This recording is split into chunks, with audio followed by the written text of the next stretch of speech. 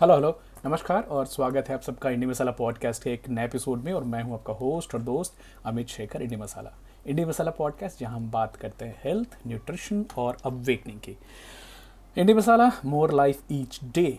आज की टॉपिक एक ऐसे इंसान के बारे में है, ऐसे प्रकृति के इंसानों के बारे में है जिनको दूसरों की निंदा करना, दूसरों के बारे में कंप्लेन करना, दूसरों को कोई चीज़ कैसे करनी चाहिए ये हमेशा बताना जरूरी होता है। अब इसमें हम 3 बिहेवियर्स की बात करने वाले हैं: क्रिटिसिज्म, आलोचना, कंप्लेन और नैगिंग। नैगिंग जिसको हमेशा बोलते हैं ना, करते रहो, ऐसे करो ऐसे करो। देखते हैं कुछ साइंटिफिक डेफिनेशंस भी देखते हैं, और साथ में एक बड़ा ही एम्पैथी वाला एंगल है यहाँ पे कि कुछ लोग जीवन के चाहे जिस भी श्रेणी में पहुंच जाएं, ये बिहेवियर कंटिन्यू रह जाती है और बड़ा अकेलापन होता है जीवन में। रिश्तों में प्यार कम होना, ट्रस्ट कम होना, इरोड होता है, क्षीण होता जाता है। और इन सब का खामियाजा सबसे ज़्यादा वो क्रिटिक जो होते हैं, दूसरों की निंदा करने वाले, आलोचना करने वाले, हमेशा दूसरों में गलतियां निकालने वाले, अंत में वही अकेले पड़ जाते हैं। क्योंकि अपने से अपना भी कोई, चाहे आपकी पत्नी हो, आपके पति हो, कोई भी आपके बच्चे हो, लॉन्ग टर्म तक इसको नहीं झेल पाते। बड़ा टॉक्सिक सा माहौल बन जाता है। तो मैं इसको एक एम्पैथी वाले नज़रिए से देखना चाहता हूँ। इसमें मजाक बिल्कुल नहीं है। हालांकि आपको इसमें अपने जीवन के आजू बाजू रिफ्लेक्शन दिख जाएंगे कुछ लोगों के, जो इस तरह की बिहेवियर जाने अनजाने में करते रहते हैं। शायद कुछ लोगों को मजा भी आने लगता है। तो इन सब चीज़ों को अलग रखते हुए पहले डेफिनेशन के ऊपर में ध्यान देते हैं कि क्रिटिसिज्म है क्या। क्रिटिसिज्म है एनालाइजिंग, इवैल्यूएटिंग समथिंग और समवन। इसी चीज़ की परीक्षा करना, चेक करना, एनालाइज करना, इवैल्यूएट करना, इस इंटेंशन से कि इसमें मैं कुछ गलतियां निकाल सकूं या वीकनेस निकाल सकूं या फिर एरिया ऑफ इंप्रूवमेंट बता सकूं। अभी इसमें 2 तरह, क्रिटिसिज्म बिल्कुल बुरी नहीं होती। लाइक दे से डेमोक्रेसी में विपक्ष का काम है क्रिटिसाइज करना गवर्नमेंट को, तभी गवर्नमेंट एक अच्छी रास्ते पे चल पाएगी। इसी तरह से फिल्म के क्रिटिक्स होते हैं, खिलाड़ियों के क्रिटिक्स होते हैं, राइट। कई बार ऑर्गेनाइजेशंस में जो क्रिटिसिज्म नहीं बोलूँगा इसको, कंस्ट्रक्टिव या डिस्ट्रक्टिव फीडबैक।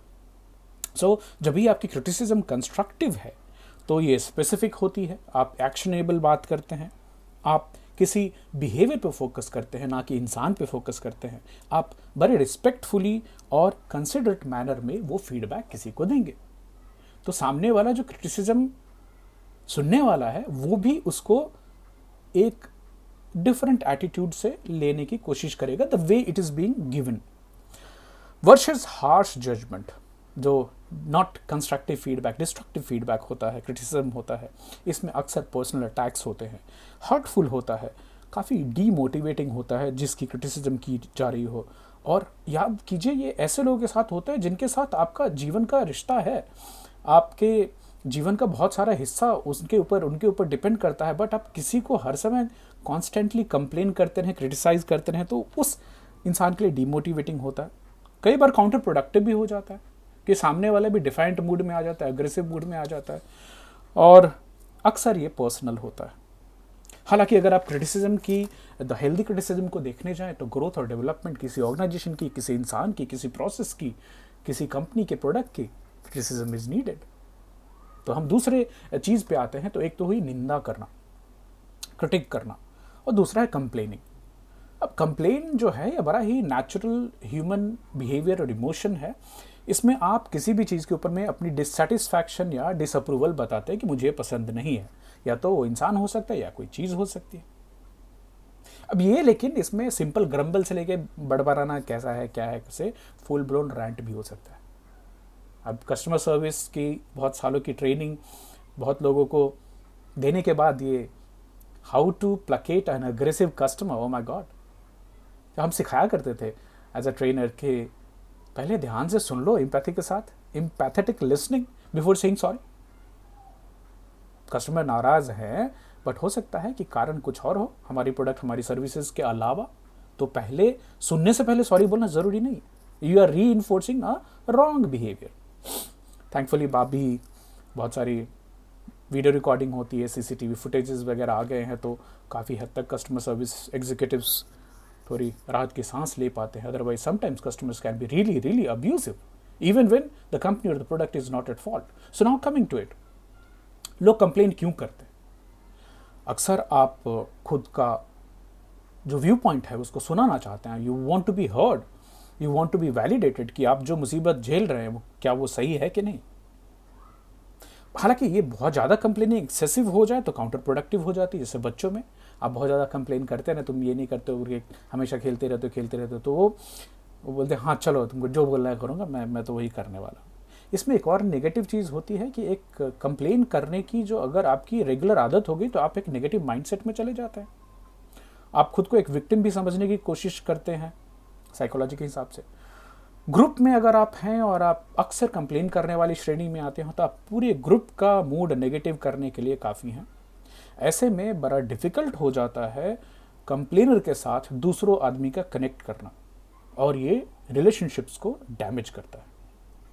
हालांकि साइकोलॉजी में कहा जाता है कि ये कंप्लेन करने की जो आदत है, निंदा भी नहीं बोलूँगा, शिकायत करने की जो आदत है, ये सिम्टम हो सकती है किसी बड़े प्रॉब्लम की, जैसे पुअर कम्युनिकेशन.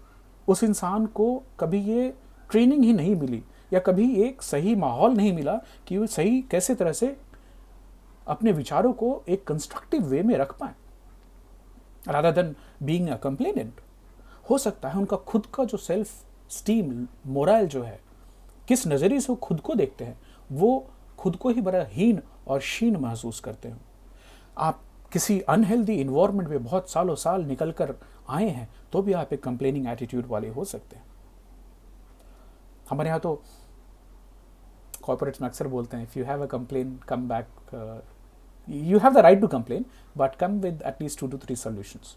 आप बिल्कुल शिकायत कीजिए, बट शिकायत को दूर करने के 3 उपाय भी बताइए जिसके ऊपर में काम किया जा सके वर्सेस जस्ट कंप्लेनिंग. ओके. तीसरी, नैगिंग. नैगिंग का हिंदी शब्द मुझे नहीं मालूम, लेकिन अक्सर माताएं और पत्नियों में देखा जाता है, क्षमा चाहूँगा इसके लिए, रिपीटेडली किसी चीज़ के लिए परसिस्टेंटली अर्ज करना, ये कर लो, ये ऐसे कर लो, या ये वैसे कर लो. इसमें डिमांड्स होते हैं कांस्टेंट, मुझे ये चाहिए, मुझे वो चाहिए. कांस्टेंट रिमाइंडर होता है तुमने ये नहीं किया. क्रिटिसिज्म होती है रिपीटेटिव और अनोइंग वे में. ऑफन अराइजेज व्हेन वाइफ नहीं, पर्सन फील्स कि जो दूसरा इंसान है वो अपनी जिम्मेदारियों को अच्छी तरह से नहीं निभा रहा है और उनके एक्सपेक्टेशन पे खरा नहीं उतर रहा है, तो नैगिंग चलती रहती है. अब नैगिंग के बड़े नेगेटिव इम्पैक्ट होते हैं रिलेशनशिप पे, बिकॉज इसमें जिसके ऊपर में नैगिंग की जा रही है उसके मन में रिसेंटमेंट आ जाती है, वो बदले की भावना चलती रहती है. फीलिंग ऑफ फ्रस्ट्रेशन होती है बोथ पार्टनर्स में, जो नैग करता है और जिसकी नैगिंग हो रही है वो भी. Breakdown of communication happens, breakdown of trust happens, and the nagged one, जो अक्सर पति होते हैं वो फील करते हैं कि उनकी ऑटोनॉमी जो है, खुद की स्वामित्व, स्वयंभू होना, डिसीजन मेकिंग एबिलिटी, ये सब अंडरमाइन हो रही है, तो नैगर को अच्छा नहीं लगता है. फिर मैंने देखा कि देखिए कंप्लेन तो हम सभी करते, तो why do we complain. Complain हम करते हैं अपने डिससेटिस्फैक्शन बताने के लिए, रिपीट कर रहा हूँ, टू सीक समटाइम्स अटेंशन और एम्पैथी, कि देखिए मेरे साथ क्या बीत रहा है, क्या हो रहा है, शायद लोग ध्यान दें इस बात पे. कभी कभी अपनी फ्रस्ट्रेशन और एंगर को बताने के लिए भी हम कंप्लेन करते हैं, और कभी कभी हम किसी प्रॉब्लम को सॉल्व करना चाहते हैं. जैसे आपने कोई प्रोडक्ट खरीदी और गैस लीक हो रहा है, तो कंप्लेन करेंगे, बिल्कुल हक बनता है आपको. बट कुछ लोग बहुत ज़्यादा ही कंप्लेन करते हैं to the point of being habitual, आदत हो जाती है उनको, और ये अक्सर दूसरों के लिए प्रॉब्लम बन जाते हैं. उनके कंप्लेन करने वाले व्यक्ति जो कॉन्स्टेंटली हैबिचुअली कंप्लेनर हैं, उनके आजू बाजू में रहने वाले भी ड्रेन्ड हो जाते हैं. एग्जॉस्टिंग होता है उनके आजू बाजू में रहना, उनके साथ जीवन व्यतीत करना. वो उनकी जो नेगेटिव थिंकिंग होती है वो कंप्लेनिंग एटीट्यूड उसको रीइंफोर्स करती रहती है. अक्सर जो मुद्दे होते हैं, जो प्रॉब्लम होता है, वो प्रॉब्लम सॉल्व नहीं हो पाते क्योंकि आप उससे डिस्ट्रैक्ट हो जाते हैं. तो एक हेल्दी बैलेंस अगर कंप्लेनिंग और अप्रिसिएशन के बीच में रहे, किसी भी हालत में you can be appreciative of couple of things and then you may have 1 or 2 complaints, but you have complain after complain after complain without having a single word of appreciation, it won't work. चाहे आप बच्चे के साथ deal कर रहे हो, adults के साथ डील कर रहे हो, सीनियर सिटीजन के साथ कर रहे हो, नहीं चलेगा. ब्लेमिंग अदर्स ऑलवेज, कुछ लोग हमें भी दिखा गया, किसी भी सिचुएशन में तुरंत से डिफ्लेक्ट कर देते हैं, किसी दूसरे के ऊपर में डाल देंगे. अपने ऊपर में उनका खुद, मैंने देखा, रिसर्च किया कि भाई हमेशा दूसरों को किसी सिचुएशन में ब्लेम कैसे कर सकते हैं आप। तो सबसे पहले आती है डिफिकल्टी इन टेकिंग रिस्पॉन्सिबिलिटी। उनकी खुद की सेल्फ एस्टीम उतनी लो होती है, उनको हमेशा फियर ऑफ फेलियर होता है, लोग क्या कहेंगे, कॉन्फिडेंस की कमी होती है, तो हमेशा दूसरों पे ब्लेम डालने में भरोसा रखते हैं। Need to be feel self control. सब कुछ अगर कंट्रोलिंग बिहेवियर है आपका, तो आप अक्सर लोगों के आजू बाजू में ब्लेम करते हुए चलेंगे। आपकी हो सकता है पर्सपेक्टिव लाइफ की बड़ी लिमिटेड हो, आपने एक ही तरह के जीवन देखी है, आपने कम पढ़ा है, कम ट्रैवल किया है, जीवन के अलग अलग आयामों से आप नहीं वाकिफ हो पाए हैं, तो आपका जो नज़रिया है देखने का, पर्सपेक्टिव, वही काफ़ी लिमिटेड है। तभी आप बहुत ज़्यादा कंप्लेनिंग बिहेवियर आप दिखा सकते हैं। Sometime it may be lack of empathy also. आपको बिल्कुल फर्क नहीं पड़ता कि सामने वाले के ऊपर में क्या गुजर रही है आपकी इस complaining, constant habitual complaining behaviour की वजह से। कुछ लोग इसको, यहाँ तक मैंने अपने जीवन में देखा है, कुछ लोग तो प्यार करने लगते हैं ये क्रिटिसिज्म वाली जो आदत होती है ना, they love to complain, they love to criticise people behind their back. और इसमें तीसरा कोई मिल जाए, दूसरा जिसके मतलब तीसरा वो है जो वहाँ नहीं है उस वार्तालाप में, और दो लोग उसके बारे में बात कर रहे हो, तो बड़ा मज़ा आता है। इसमें होता है कि boosting their own self esteem. खुद की सेल्फ एस्टीम कम है तो दूसरे की गलतियां, फ्लॉज निकालना उनको खुद को सुपीरियर और बेटर महसूस कराता है। प्रोजेक्शन करना, प्रोजेक्टिंग ओन इनसिक्योरिटी और flaws on to someone else. गलतियां खुद में है लेकिन ब्लेम, क्रिटिसिज्म दूसरों के ऊपर करना है जिससे कि आपके ऊपर ध्यान नहीं है। जेलसी कॉमन बिहेवियर है। आप किसी की सफलता से एनवियस हैं, जेलस हैं, तो आप उसकी कंप्लेन करेंगे, उसकी क्रिटिसिज्म करेंगे। और लैक ऑफ एम्पैथी, जो पहले बोला था कि आप बिल्कुल समझ ही नहीं पा रहे हैं कि आपके विचारों से, आपके व्यवहार से सामने वाले को क्या फ़र्क पड़ रहा है। सो समटाइम्स कुछ माताएं हैं, कुछ बहनें हैं जो कि नैगिंग बिहेवियर हो जाती है, स्टार्ट ही होता है, वो संबोधन उनका है, सुनते हो क्या, अरे हाँ सुन रहे हैं जी। A desire for their children to succeed, सबसे पहला होता है कि बच्चों को सफल देखना चाहते हैं। दूसरा, बच्चों के स्वास्थ्य के खाने के बारे में उनका कंसर्न होता है, बट कभी कभी हैबिट भी हो जाती है। और ये जो नैगिंग की हैबिट हो जाती है, अगर सालों साल चलती रहे तो बाद में जब भी बच्चे सक्सेसफुल हो गए हैं, बच्चे सेटल्ड हैं, फिर भी वो बिहेवियर टूटती नहीं है, नैगिंग चलती रहती है। इसके पीछे lack of effective communication skill हो सकता है, सोशल कंडीशनिंग हो सकती है, उनकी माँ ने उनके साथ ऐसा ही व्यवहार किया और वो भी उसको लो सेल्फ एस्टीम इशू को चलाते हुए अपने बच्चों को नैग कर रही है। तो हेल्प क्या कर सकते हैं हम आप? इफेक्टिव कम्युनिकेशन के ऊपर में ध्यान देना है, एक्टिव लिसनिंग, वैसे लोगों की बातों को ध्यान से सुनना है, उनके साथ थोड़ी एम्पैथी रखनी है। और अगर आपके माहौल में, आपके आजू बाजू में कांस्टेंट क्रिटिसिज्म चल रही है और बच्चे हैं जिनके ऊपर में नैगिंग हो रही है, कंप्लेन हो रहा है, क्रिटिसिज्म हो रही है, तो बच्चों में लो सेल्फ एस्टीम होना वाजिब है। दे ऑलवेज फील कि I am not good enough and this can continue even in adulthood. बच्चों में एंग्जाइटी एंड स्ट्रेस हो सकता है क्योंकि हमेशा वो अप्रूवल लेना चाहते हैं कि माँ अच्छा बोलेगी, बाप अच्छा बोलेगा। एक नेगेटिव बिहेवियर भी आ सकती है, डिफाइंस, चल लो तुमको जो बोलना है कर लो, मैं तो अपने हिसाब से करने वाला। कुछ बच्चे रियली अग्रेसिव हो सकते हैं। शादी पे इसका बहुत बुरा असर हो सकता है। Decreased intimacy, resentment and anger, lowered self esteem, communication breakdown, increased conflict, यहाँ तक कि टॉक्सिक माहौल बन जाता है। और जो फाउंडेशन होती है किसी अच्छे रिलेशनशिप की, लव, ट्रस्ट, रिस्पेक्ट, ये जाती रहती है। तो पॉजिटिव रीइंफोर्समेंट होना इंपॉर्टेंट है, एम्पैथी दिखानी इंपॉर्टेंट है, इफेक्टिव कम्युनिकेशन स्किल उपाय में लाना इंपॉर्टेंट है। कभी कभी आपको कपल थेरेपी भी करानी पड़ सकती है। कैसे डील करें ऐसे difficult to deal with person who is constantly in a face of complaining, criticising, blaming you, nagging you. Psychologist बोलते हैं कि एक बाउंड्री सेट करना बहुत बहुत इंपॉर्टेंट होता है। बड़े प्यार से, फोर्सफुली नहीं, असर्टिव वे में बताइए कि क्या आपकी एक्सपेक्टेशन है, शांतिपूर्वक से बताइए। कम्युनिकेटिंग इफेक्टिवली मीन्स कि आप जब भी उनसे बात करें तो आई स्टेटमेंट में बात करें, मुझे ऐसा लगता है, ना कि उनको ब्लेम करें या फिर उनके ऊपर में कोई एक्यूजेटरी लैंग्वेज निकालें। Staying positive is very important. हर रिश्ते में कुछ अच्छाई होती है, कुछ बुराई होती है, तो अच्छे के ऊपर में ध्यान देना। Seeking support is important, either friend, family, अगर फिर भी काम नहीं हो रहा तो प्रोफेशनल थेरेपिस्ट के पास जा सकते हैं। इंकरेजिंग चेंज, उनमें उनको बताएं कि अगर आप ऐसे बिहेव करेंगे तो शायद ऐसा, आप शायद वो पिक्चर देख पाएँ।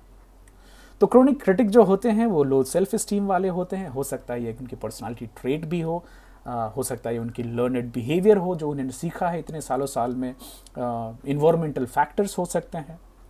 बट एक मोटा मोटा तो है कि ये साइंस ऑफ जो या तो आप क्रोनिक कंप्लेनर, क्रिटिक या नैगिंग करने वाले बंधु हैं, तो आप किसी बड़ी इमोशनल या साइकोलॉजिकल प्रॉब्लम से गुजर रहे हैं। इसके फैक्टर्स हो सकते हैं, एंग्जाइटी हो सकती है, आपकी इनहेरेंट इनसिक्योरिटी हो सकती है जीवन के बारे में, रिश्तों के बारे में, पैसे के बारे में, अस्थायित्व के बारे में, या फिर आपकी एक बड़ी स्ट्रॉन्ग नीड टू कंट्रोल है कि आप सब कुछ को कंट्रोल करना चाहते हैं। आजू बाजू में जो भी हो रहा है वो आपकी मर्जी से होना चाहिए, चाहे आप जीवन के किसी भी, वापस बोलूँगा, जीवन के किसी भी श्रेणी में पहुंच गए हों।